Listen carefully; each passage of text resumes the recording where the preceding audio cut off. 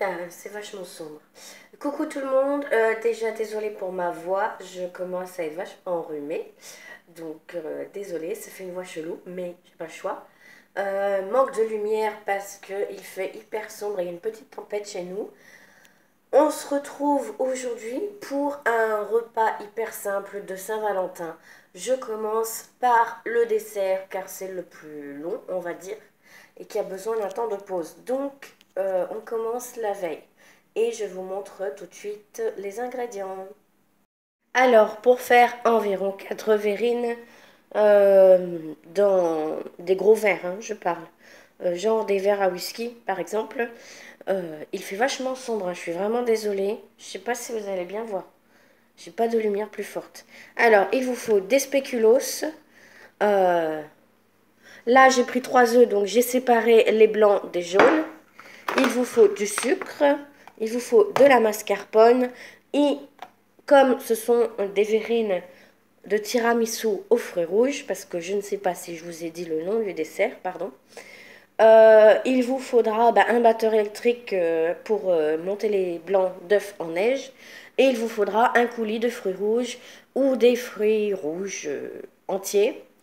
Bien sûr, vous pouvez faire avec les fruits que vous voulez, hein, tester, pardon, avec, je sais pas, une poire, de l'abricot, etc. Donc voilà, pour l'instant, j'ai commencé à battre les œufs, les blancs en neige. Et on se retrouve après pour les différentes étapes. Alors voilà, mes blancs sont battus en neige. Maintenant, avec les jaunes d'œufs, je vais mélanger la mascarpone, le sucre. Et on remettra de côté après, une fois que ce sera fait. Je mettrai les blancs d'œufs dedans, bien mélangés à la spatule. Et je mettrai au frais quelques instants.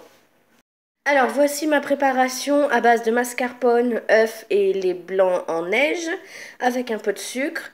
C'est bien homogène, voilà. Donc maintenant je vais mettre ça au frais. Et je vais m'attaquer aux spéculoos. Les spéculoos pour environ 3 à 4 verrines. Voilà la quantité, il y en a peut-être une dizaine. Du coup, je ne vous ai pas montré la taille de la verrine.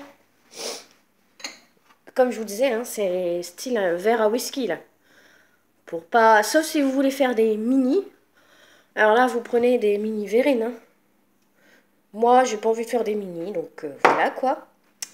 Donc, j'ai mis les spéculoos dans un sac de congélation pour les écraser.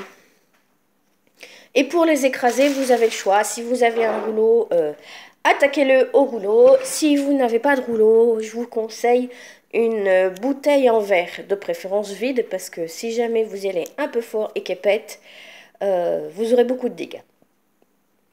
Donc voilà, on va pas... je vais donc les écraser et je vous montre ce que ça donne après. Bien les écraser, on les étale bien. Et avec votre engin, faut pas hésiter. On peut leur dire adieu, spéculoos.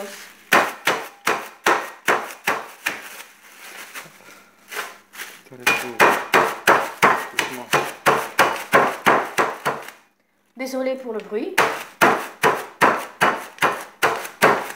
Voilà, je pense que ça suffit. Et nous avons de belles petites miettes là. Si vous voyez que c'est un peu trop gros, encore les miettes, vous n'hésitez pas à redonner des petits coups. Voilà pour les spéculoos qu'on va mettre au fond des verrines. Alors. Ah merde. Faire la mise en place. Donc, on commence par une couche de spéculoos. Une couche dans chaque verrine.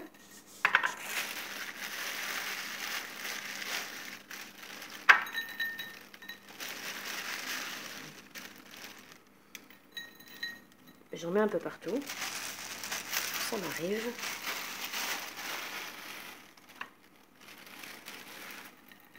Voilà.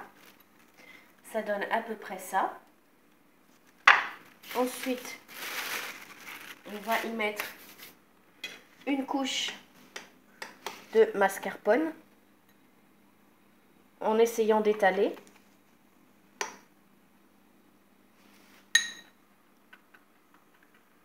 Voilà, je sais pas si vous voyez bien. Là.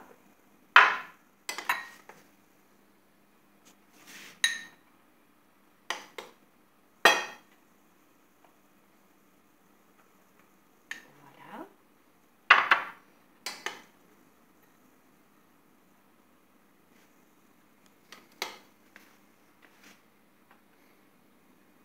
Il ne faut pas que votre préparation au mascarpone soit trop liquide, sinon ça ne marchera pas.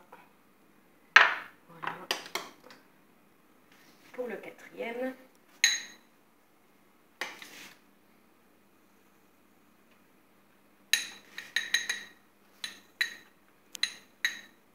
Voilà. Ensuite, on va mettre une couche de coulis aux fruits rouges. Voilà. Ici, c'est fraises et framboises. S'il n'est pas assez liquide, n'hésitez pas à le faire fondre un peu au bain-marie. On met une petite couche. Ou une grosse couche, c'est comme vous préférez. Voilà, j'essaie d'en mettre une couche assez épaisse. Et on n'hésite pas à faire ceci avec le verre. Voilà, comme ça. Ça l'étale bien. On répète l'opération.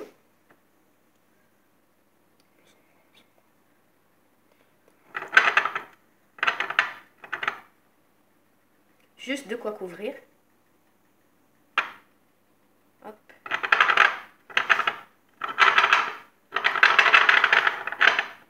On fait pareil. Je vois que ma préparation, là, elle n'est pas assez étalée.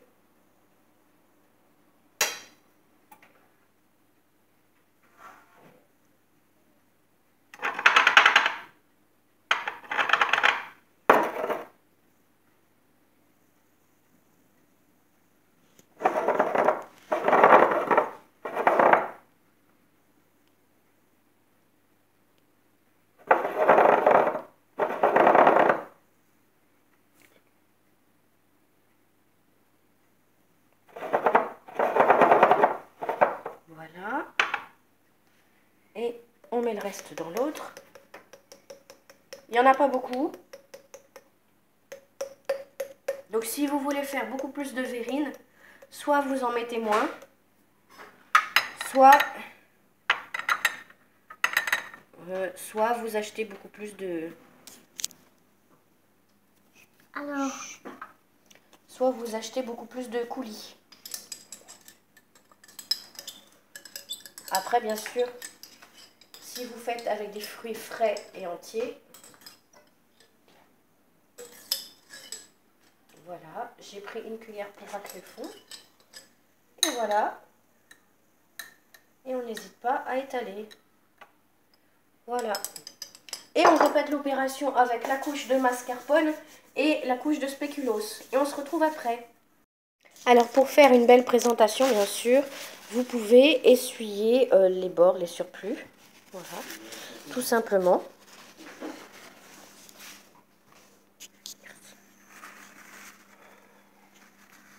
À l'intérieur comme à l'extérieur, voilà. Alors le mieux pour pas qu'il y ait des débordements comme ça, c'est si vous avez une poche à douille ou une seringue ou quoi, de le faire, le remplissage à la mascarpone avec une poche à douille. Voilà, tout simplement. Je vais mettre une petite couche de spéculoos.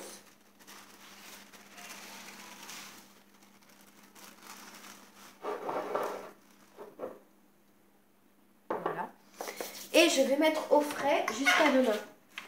Et juste avant de servir, je vais y mettre des petits cœurs en décoration comme ça, juste pour marquer le coup que c'est la Saint-Valentin. Voilà, on se retrouve tout à l'heure pour la recette du plat principal. Voilà, pour la suite de la recette, c'est-à-dire pour le plat chaud, vous aurez besoin de pommes de terre. Là, il y en a environ 7 ou 8, des petites, des moyennes, c'est vous qui voyez. C'est pour en faire des petites galettes. Vous aurez, là je les ai fait tremper dans de l'eau bouillante, juste pour qu'elles soient moins dures à râper, parce qu'on va devoir les râper. Ensuite, vous aurez besoin de 2 petites échalotes, voilà, de l'estragon et de la ciboulette, voilà, et bien sûr d'une râpe. Je vous donne les ingrédients aujourd'hui, etc.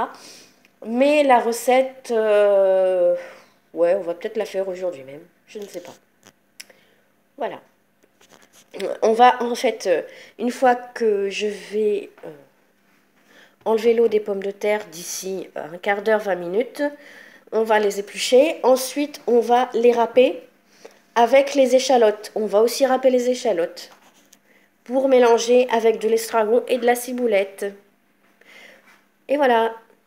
Cette rectification, il vous faut aussi du sel, du poivre, un peu de farine et surtout un jaune d'œuf. Voilà, bah oui, parce que ça va servir à lier le tout. Donc voilà, et puis bah, on se retrouve tout à l'heure pour les étapes. Je pense déjà faire le mélange farine, machin chouette là, commencer à râper les échalotes et y mettre le jaune d'œuf. Donc voilà, on se retrouve une fois après avoir mélangé tout ça. Voilà. Alors voilà ce que ça donne une fois que le mélange est fait. Voilà. Ça dépend aussi de comment vous râpez, parce que là, c'est un petit peu râpé en longueur, là. Sinon, vous pouvez râper, émietter carrément. À vous de voir. Je sais qu'il y en a qui préfèrent même faire un peu cuire la pomme de terre avant de l'émietter, pour la rendre limite en purée. Donc c'est à vous de voir, c'est vous qui voyez. Donc je vais laisser poser en 10 minutes et après je vais simplement les cuire dans un petit peu d'huile à la poêle. Je vais en prendre un peu comme ça et l'aplatir un peu. La taille des galettes, c'est franchement, c'est vous qui voyez, ça reste très subjectif, la présentation aussi, donc c'est pour ça que je n'ai pas du tout envie de vous présenter ma table, comment elle sera faite pour la Saint-Valentin, parce que ça va rester hyper simple, sans prise de tête, et que c'est chacun son choix, voilà, donc voilà. Je vais accompagner ceci d'une salade verte et en viande, je ne sais pas trop, ça se marie. Je pense que ce serait très bien avec un rôti ou un rumsteak ou un tourne-dos, je ne sais pas, c'est en fonction du goût de chacun. Avec viande, sans viande, avec du poisson, c'est vous qui voyez. Moi, ici, on aime bien la viande, donc je pense que ce sera de la viande. Voilà, en attendant, bonne Saint-Valentin, dégustez bien et on se retrouve très bientôt pour une prochaine vidéo. Bye!